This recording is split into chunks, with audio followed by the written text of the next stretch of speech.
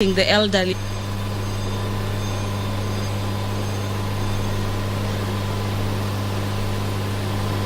That the Senate recommends the county governments complement the efforts of the national government to assist in resolving the challenges faced by the elderly persons through developing mechanisms as well as policies through legislation. A total of 40 reports from the Office of the Auditor General in regards to how various county executive departments used their budgetary allocation for the year ended 30th June 2020. Nominated Senator Dr. Gertrude Musuruve will be pursuant to Standing Order 41 subsection 1, make a statement regarding the World Day of Social Justice. The Nakuru Senator Susan Kihika, will be seeking a statement pursuant to Standing Orders 48 subsection 1 from the Standing Committee on Matters National Security, Defense and Foreign Relations. This is regards the fatal shooting of Mr. Simeon Thuku by officers from the Kenya Coast Guard Services at Karagita area in Naivasha, and the date for the occurrence of the incident is on Wednesday, 16th of February 2022. The Senate Leader of Majority will equally be issuing a statement pursuant to Standing Orders 52 subsection 1 on the business of the Senate for the week commencing the first week of March. The business of the Senate will kick off any minute from now.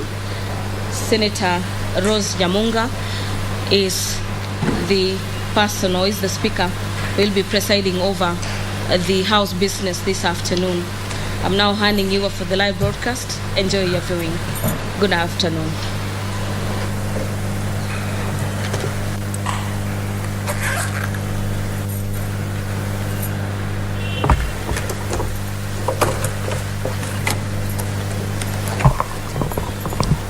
Let us pray. Almighty God, we beseech you to behold with your abundant favor and blessings as your servants who've been pleased to call to the leadership positions in this republic. We seek guidance to treat and consider all matters that shall come under our deliberation in so just and faithful a manner as to advance the peace, prosperity, and welfare of our country and of those whose interests you have committed to our church. Amen.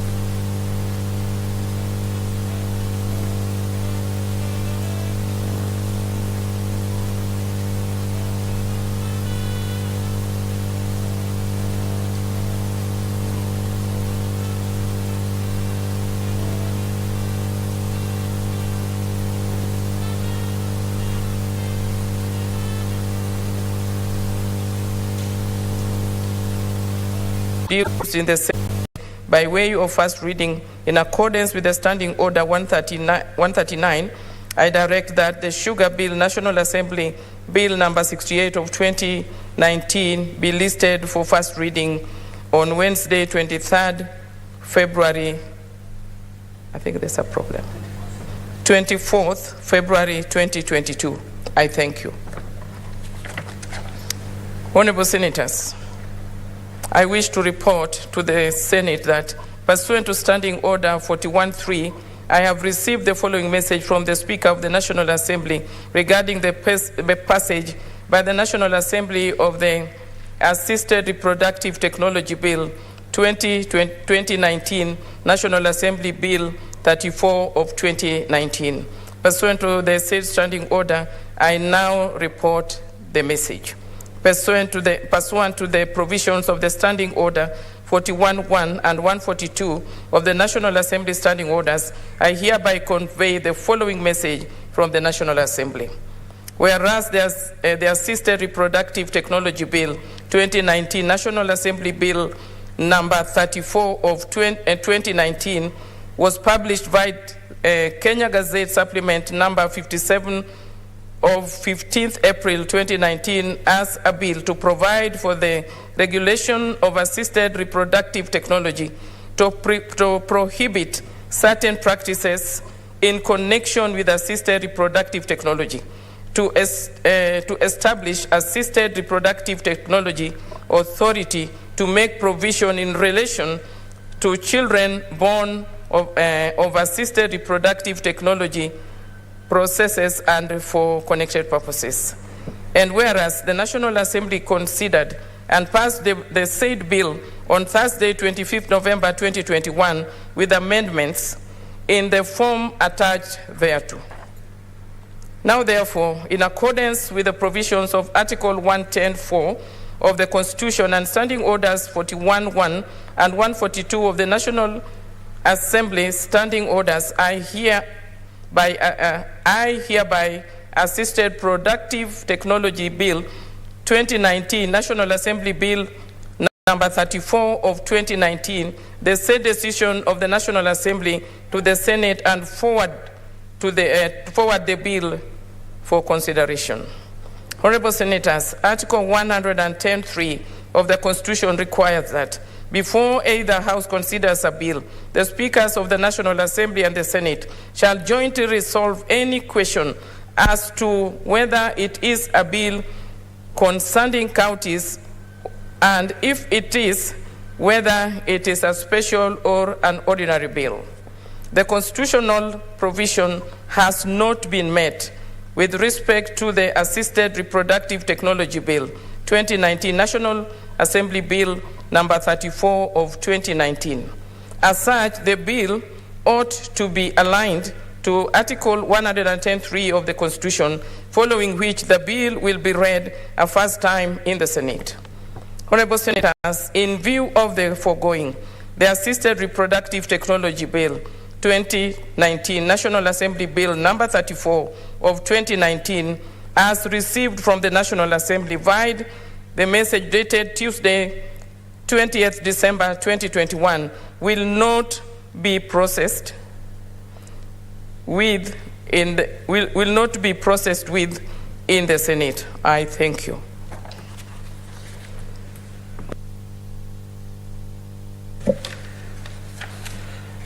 Order number 4, petitions.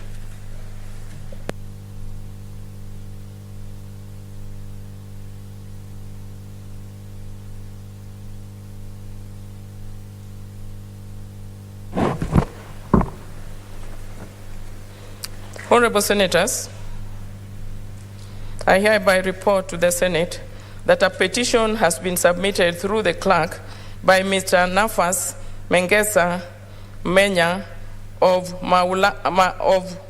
Mwamula Enterprises, Nairobi County. Urban Development, State Department of Housing and Urban Development has violated the agreement and condition of the contract, added them under 1.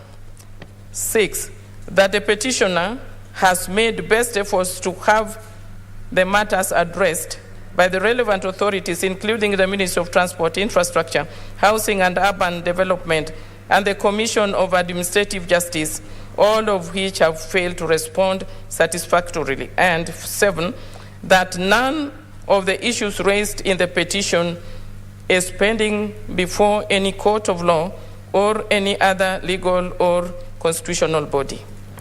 In number 4, the petitioner therefore prays that the Senate intervenes with a view to investigate any unlawful or discriminative actions perpetuated by the Principal Secretary in the matter. 2, recommend that the Ministry of Transport, Infrastructure, Housing and Urban Development to pay the contractor the agreed amount of Kenya shillings 3,206,617 as per the contract agreement and addendum number 1, together with the accrued interest at 14% per annum. Number 3, issue any further advice deemed fit to give effect to the cause of justice, fairness, merit, and safeguard public interest. Honorable Senators, pursuant to Standing Order 231, I shall now allow comments, observations, or clarification in relation to the matter for not more than 30 minutes.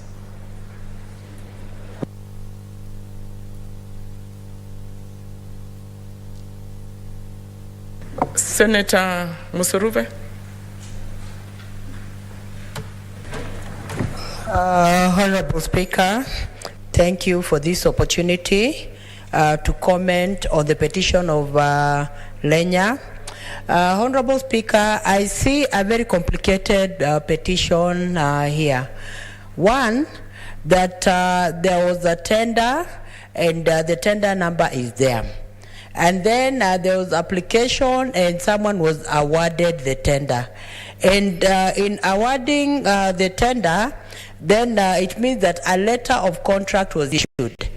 But the complication in this letter, that was written, the contents of the letter, was he paid according to the contents of the letter? Because another issue that is upcoming is that an engineer is also brought on board who asked Lenny to do something different, meaning that whatever he was told to do was not in the contract. So this is a very complicated issue because it has not been treated in a transparent manner, and I see the manner being very opaque.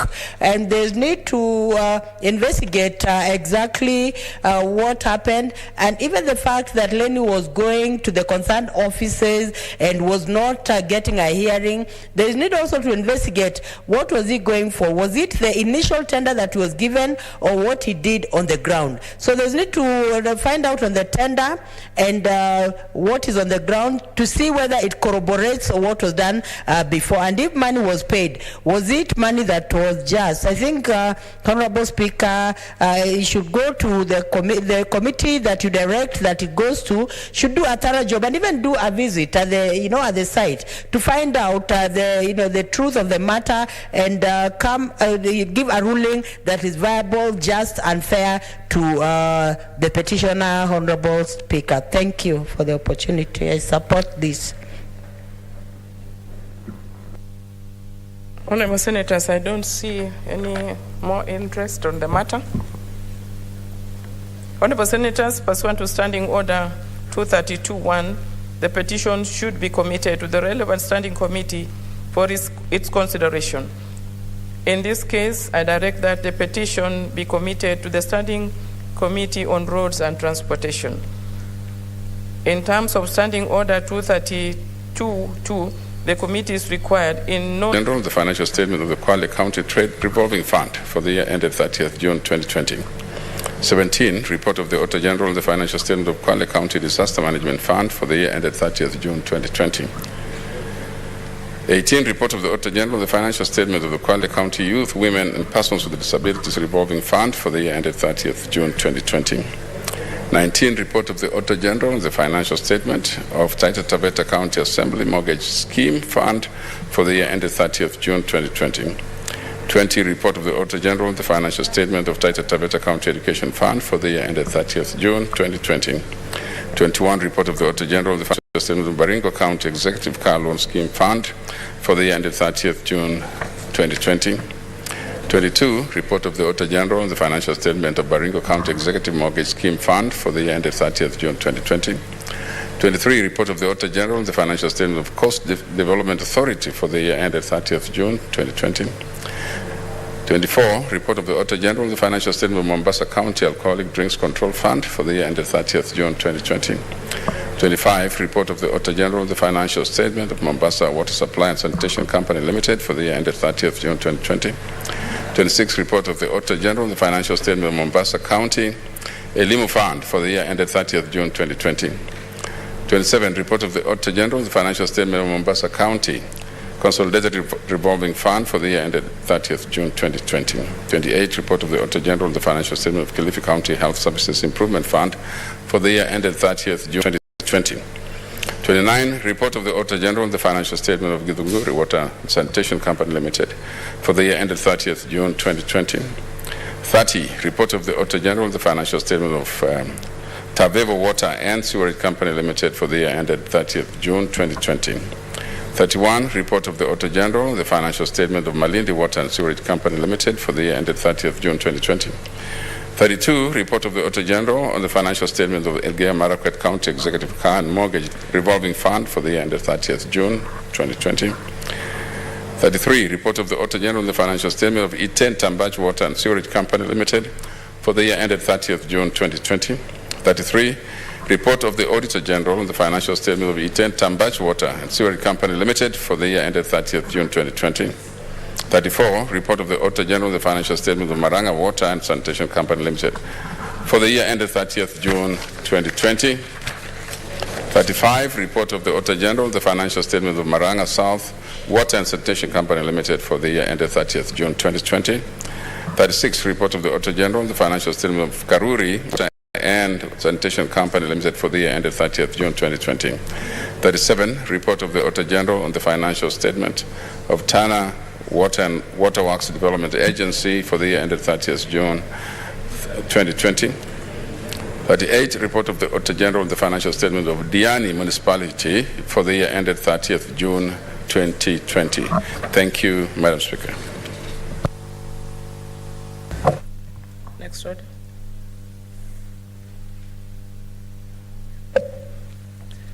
Order number 6, notices of motion. Next Order number 7, statements. Senator Dr. Gertrude Murusurube.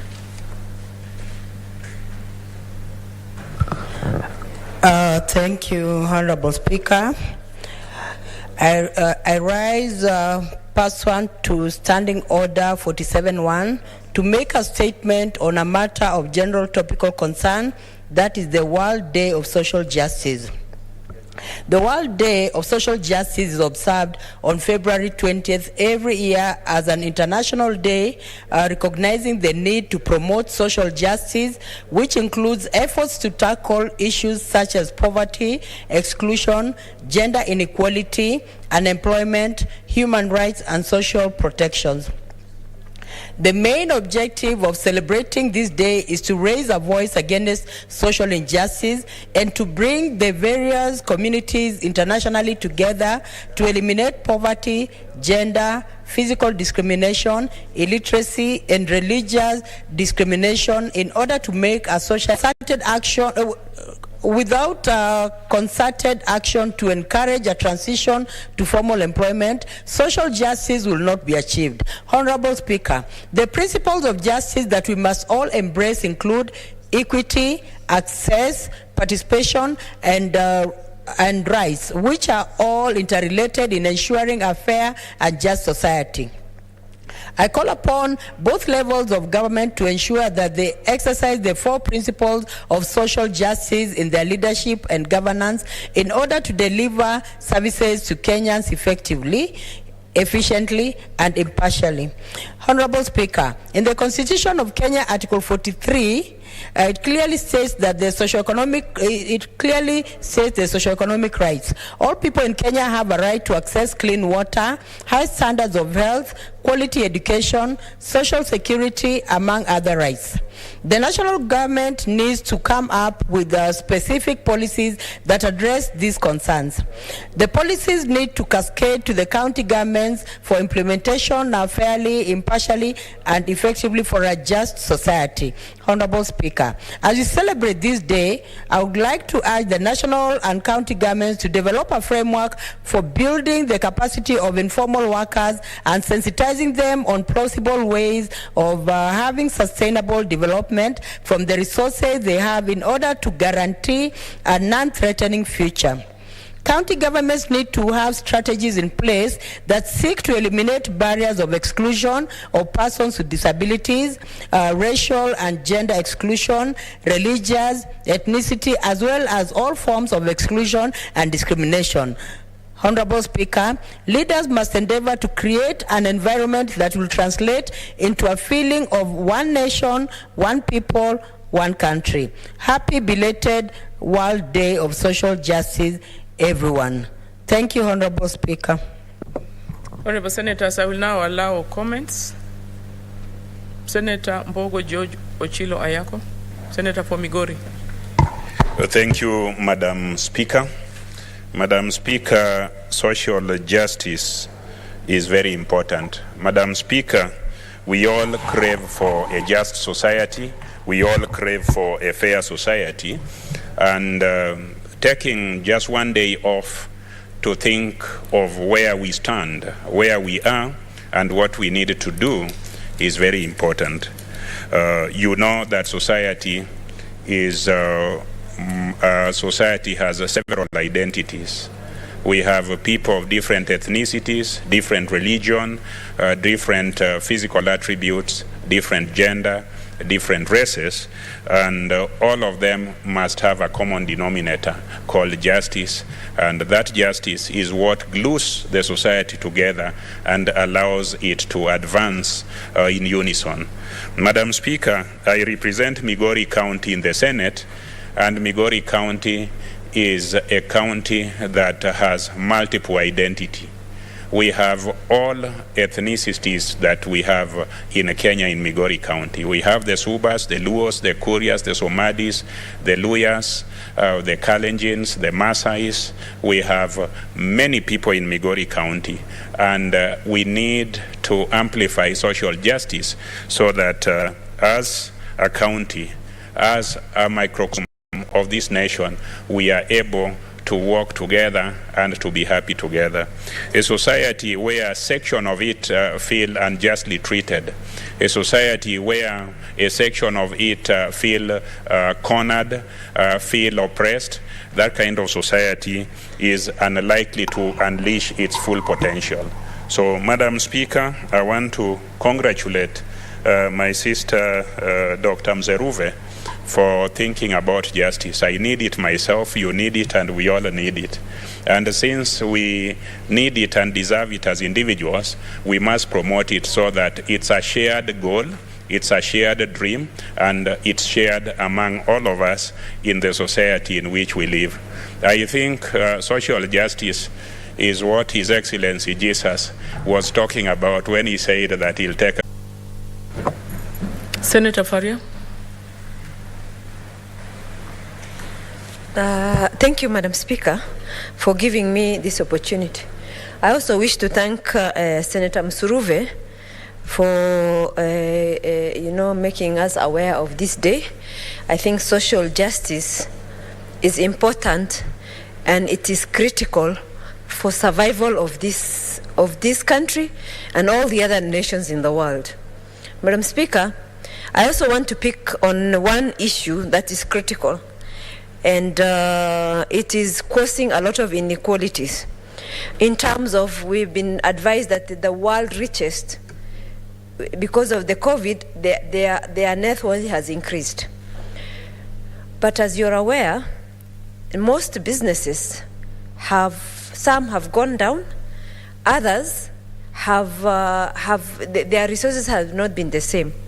And when businesses go down, it has an impact on what government can do, and on because government relies on direct taxation, which is in form of VAT, or in form of corporation taxes as a result of profits and all other incomes that it relies on. When the people who make that money are impacted by COVID, then the revenues tend to dwindle. And Madam Speaker, I just want to address this to our international community, our friends out there. As government, as society, as people who do businesses are affected, revenue generation is affected, and the ability, especially for the developing world, to service their debt, given the magnitude and the impact of COVID-19, it cannot be overlooked. So I urge our international community to have a little bit of sympathy to countries that are developing, to ensure that, in my view, if they waive both principal and interest for 3 years, that will give, because COVID has been with us now almost 2 years, and it hasn't ended. We are going into the 3rd year.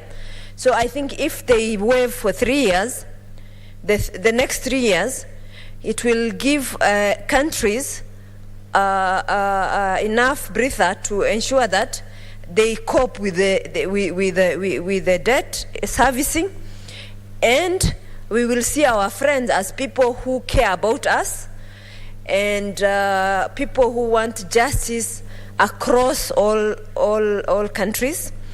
Madam Speaker, why am I speaking about this vis-a-vis social justice? When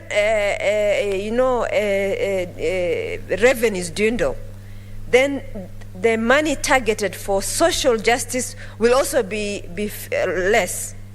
So the government will have less money disposable to ensure that those who are vulnerable and who need to be looked after by the government in terms of social protection now goes down, because the revenue is not the same. So any shocks to an economy, the people who face it first are the people who are less privileged. Even in terms of business, when there is a shock, those blue chip companies they might be having a buffer somewhere saved to ensure that when there is a shock like now, they can tap into that reserves. But unfortunately, smaller companies, SMEs, do not have those kind of luxuries. So even the small companies will go down, and poverty levels will go down. And as a world, we can only develop if all of us develop, because it is interrelated. It is businesses are linked globally, and the world continues becoming a global village, which means the problem of one country will become a problem for another. So I think that is something that our friends cannot being locked out of a system that would have given you an equal chance, be it for representation or in political life. So I would like then to urge, deriving from this, our political systems, our political institutions to adhere to the political foundations or democratic foundations and our constitutional foundation as per our constitution, which guarantees social justice and our Article 43, and to ensure, especially in the political space, that discrimination, which is an offshoot of a social injustice, does not lock out the less fortunate, the women, the marginalized groups, the people living with disabilities, and the rest of them. Madam Speaker, as I said, the offshoots include tribalism, for instance, unequal distribution of resources and wealth, discrimination, but this does not really describe the sense of suffering that these communities or the people against which these social injustices are meted suffer. We talk about discrimination against women. We talk about violence attacks on women in political space. We talk about women being paid less in every job they do. In fact, and I was very surprised as I go back home in Isiolo, where I'm meeting communities, I'm meeting women, I'm meeting people with disabilities, I'm meeting political leaders, I'm meeting religious leaders. And one advice I was given, very surprising, was when I was meeting the women, I was told to, if I'm to reimburse them bus fare, I should give them less than what I'm giving the men. This really surprised me, because then I asked, do the women get a different fair consideration? Do the borders take less money from the women? And they said, no, the fare is equal. But somehow it was said that the women should be reimbursed less. So, Madam Speaker, the issue of social injustice or social justice is one that's very topical, is one that, especially at this time, we should ensure we amplify the voice for the people that have been excluded, for the people that have been discriminated against, for the people that have been attacked based on their social orientation or their sexual orientation or their disability or their gender and the like. So as I thank Senator Musuruve for this, and as I also add my voice to this, I'd like to also urge our political parties to ensure that they don't become a center for social injustice. They don't become an instrument for social injustice by excluding women. I would like to urge them, because I am the chairperson for the Center for Multi-Party Democracy, not to pay lip service to the women of this country as they seek political office, not to pay lip service to the youth of this country as they seek political office. We want to see party primaries that adhere to the 2/3 gender rule, party primaries that ensure that there's equitable distribution of nomination seats to our youth and to our people with disabilities and to our women. We want to make sure that our political parties do not become institutions that actually entrench social injustice, for which this day was muted, to ensure that social injustices are dealt with. Madam Speaker, I have sponsored a bill, the preservation of human dignity and protection of economic and social rights, Senate Bills number 21 of 2021, and that's exactly and precisely the reason, because of the social injustice and the offshoots thereof, that this bill was conceived. And therefore, I would like to say we must go beyond just legislation, beyond legislative frameworks, beyond our constitutional provisions, to actions that actually show that this country is serious about inclusion and social justice, that this country is serious about ensuring that we move from what is on paper to what we leaders action on a daily basis to ensure that social justice is achieved in our institutions. And for now, our focus, because when we celebrate this day, then we are upping the game. When by achieving the social and achieving the social equity that we need, that the communities need, and we need to be aware to the fact that when he's supporting that, he's a champion of looking at people living with disability. There are those people who live in our communities who are discriminated even on line of disabilities. We need to. I want to say that I support the statement, and I urge Senator Musuruve to continuously remind us of such important days in our lives, so that when we are celebrating, we raise the voice to the nation globally that we need to celebrate some specific days that are important and they really matter in the lives of human lives, especially on this world. Thank you, Madam Speaker, and I support the statement. Next statement is by Senator Susan Kihika.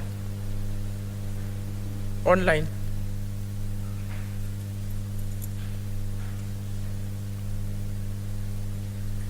Number 48-1, to seek a statement. To seek a statement from the Standing Committee on National Security. Senator, can you start afresh, please? Okay, sure. Madam Speaker, I raise pursuant to Standing Order number 48-1 to seek a statement from the Standing Committee on National Security, Defense and Foreign Relations regarding the fatal shooting of Mr. Simon Thuku by officers from the Kenya Coast Guard Services, KCGS, in Karagita area, Naivasha, on Wednesday, the 16th of February, 2022. In the statement, Madam Speaker, the committee should explain the circumstances that led to the fatal shooting of a fisherman, Mr. Simon Thuku, by a KCGS officer in Karagita area of Naivasha while fishing in Lake Naivasha on Wednesday, 16th February 2022, or clarify whether there exists a shoot-to-kill order on fishermen making a living in Lake Naivasha, and if so, inform the House who issued the order. 3, state the action taken against KCGS officers who have taken part in the maiming and killing of Kenyans in Naivasha and elsewhere in the country, noting that 4 fishermen have been shot dead in Lake Naivasha since November 2021.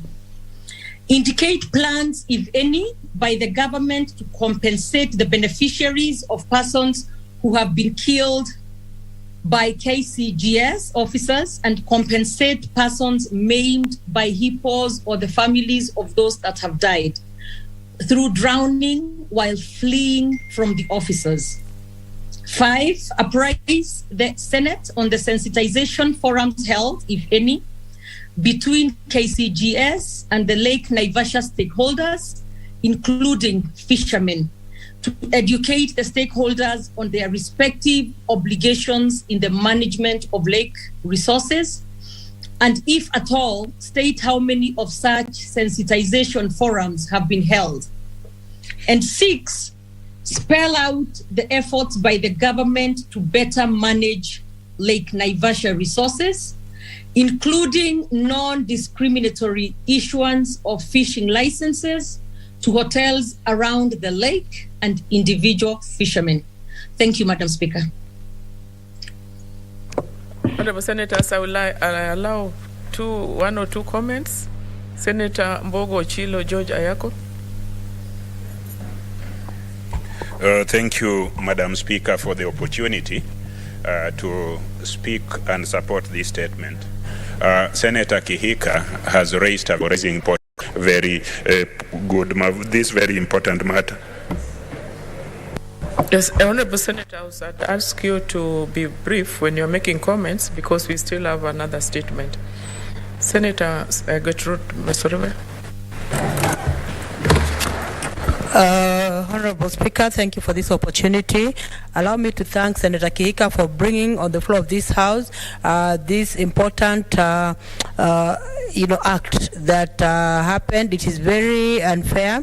And Honorable Speaker, there's need for interrogation to ensure that the fisherman who was shot in Mombasa, in Naivasha, is compensated for the unlawful shooting. And even when it comes to compensation, there are factors to put into consideration: the issue of family, because he had a family, the issue of children, the issue of school fees, the issue of all these. As head of family, the compensation needs to factor in all this, so that when the compensation is given, the family still moves on with life. Honorable Speaker, and to say also to Senator Kihika, she has come up with a very good statement, and there's need even to have a policy regarding unfair shooting to citizens, so that there is insurance for that, and those who are insured, in fact all citizens should be insured in the event of such shooting, so that they are indemnified, Honorable Speaker, because there has been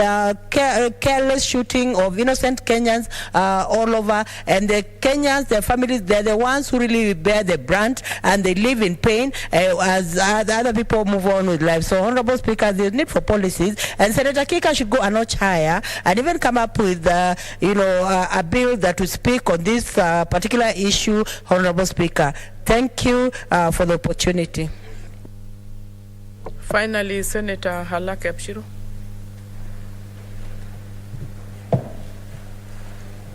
Thank you, Madam Speaker. Madam Speaker, I also rise to support this statement and to congratulate Senator Kihika for standing up for what has become a very notorious happenings.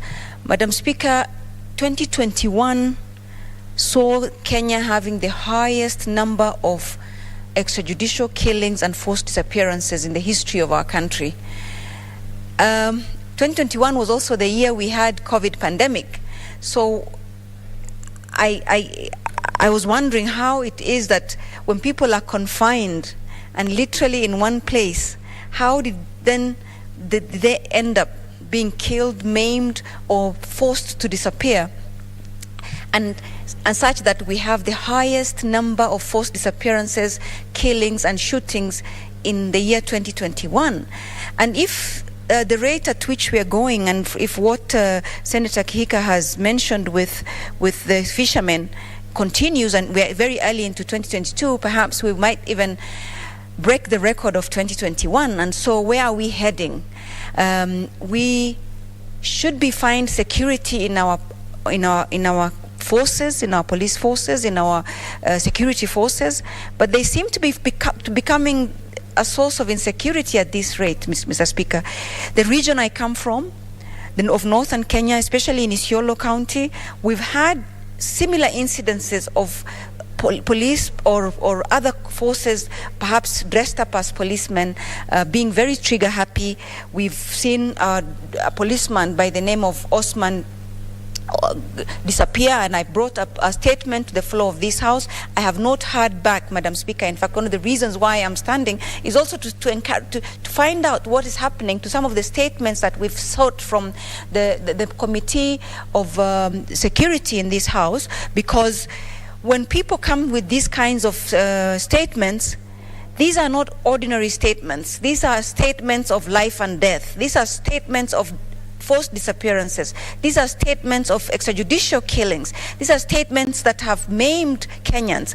So they should be treated with the urgency they deserve, because we cannot be asking questions about our citizens and about our constituents and about our people, and then they don't see light of day.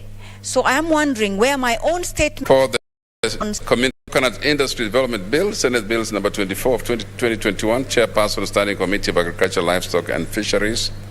5, the Alternative Dispute Resolution Bill, Senate Bills number 34 of 2021, Senator Architect Sylvia Kasanga MP. Number 6, the County E-Health Bill, Senate Bills of number 39 of 2021, Senator Judith Pareno.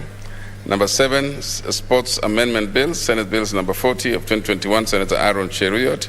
Number 8, Elections Amendment Bill, Number 2 Bill, Senate Bills number 43 of 2021, that is Senator Ledama Olekina, MP. Number 9, the Election Campaign Financing Amendment Bill, Senate Bills number 51 of 2021, Senator Ledama Olekina, MP. 10, the Maternal, Newborn and Child Health Bill, Senate Bills number 52 of 2021, Senator Rose Nyamunga, MP. Number 11, the Employment Amendment Bill, Senate Bills number 54 of 2021, that is Senator Samson Cherarke, MP. And number 12, Cotton Industry Development Bill, Senate Bills number 55 of 2021. This is the chairperson of Standing Committee on Agriculture, Livestock and Fisheries. I urge the movers of these bills to make an appeal to the Speaker for reinstatement of the same in the weekly programs of Senate business. Upon approval by the Speaker, the bills will be allocated slots in the weekly program that is circulated every Friday, and accordingly scheduled in the order paper. I urge the respective movers to be available in the Senate whenever such business is scheduled in the order paper. Madam Speaker, in conclusion, there are 47 petitions that are yet to be concluded in the Senate. I urge respective standing committees to expedite consideration of the said petitions and to table reports past 1 to standing orders 232-2. Madam Speaker, I thank you and hereby lay the statement on the table of the Senate. Thank you.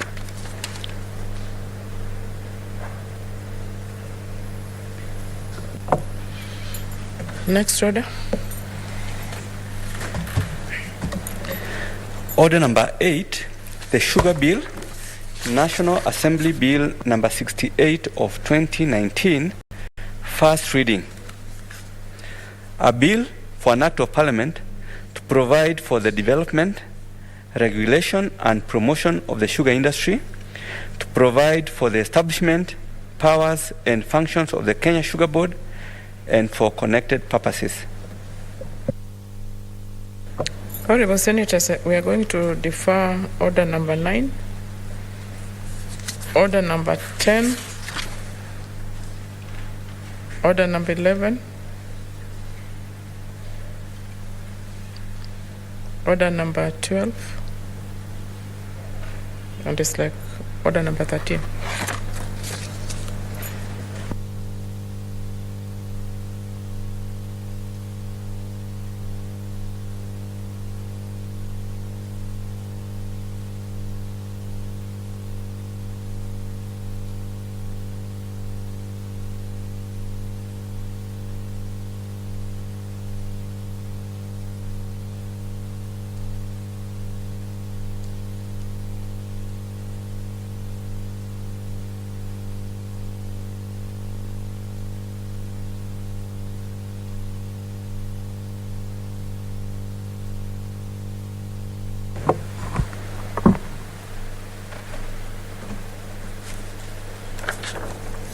Honorable Senators, there being no other business on the order paper, the Senate stands adjourned until Tuesday, 1st March 2022 at 2:30 p.m.